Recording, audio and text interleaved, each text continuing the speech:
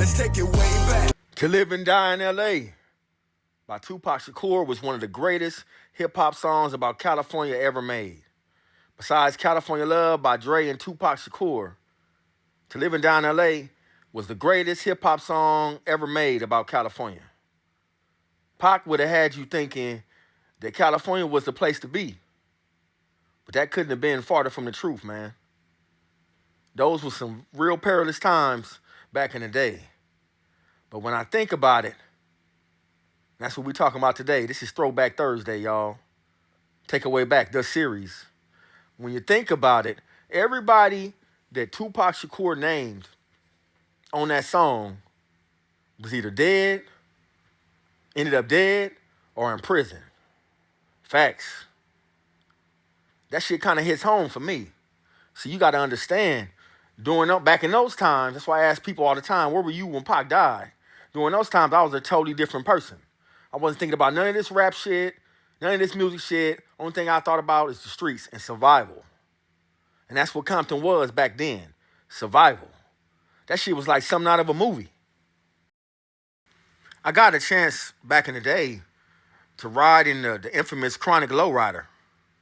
And I wasn't even in the video. But we'll talk about that on a later episode or Takeaway Back. But that was just something that, being from California back in the 1990s, that you was accustomed to doing. You know what I'm saying? There was always a homie or somebody you knew that had a lowrider. Back in those days, that was the shit. Especially when you was getting picked up or took to school by one of the homies in a lowrider. But yeah, those big homies so happened to be the Herons, the Rock Chisholms, the Big Buntrys, the Stettaboxes, the Donzellis. You know what I'm saying? The list goes on and on, man. My big brother was a reputable from over that way. So a lot of people would see me and they would see him thinking we was the same people, but knowing that, that's little bro. I think for the most part, that's one of the things I miss about 1990's Compton, especially on the east side of Compton. People actually looked out for each other. There was a lot more unity amongst the respective neighborhoods. Facts. Shit was a lot better. Shit is way different now. Shit didn't change. You see, back in those times, I like to call it before Death Row, pre-Death Row. Before Death Row hit the east side of Compton, it was a lot more unity amongst a lot of the homies that was from over there. What I mean by homies, because everybody and their mama knew each other. Facts. And that was part of the problem. Everybody and their mama knew each other.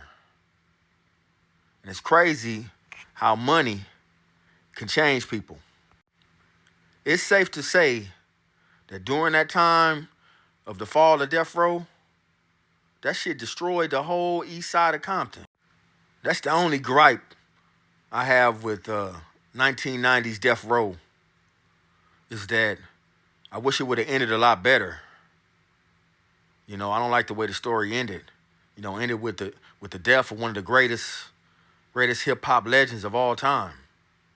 And there would never be another Death Row. I know Snoop doing his thing, but there would never be another Death Row.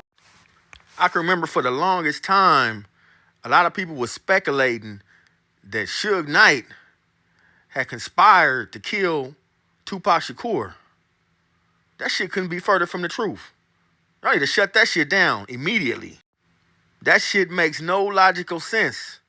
Now, why in the hell would anybody, for that matter, want to kill off their money?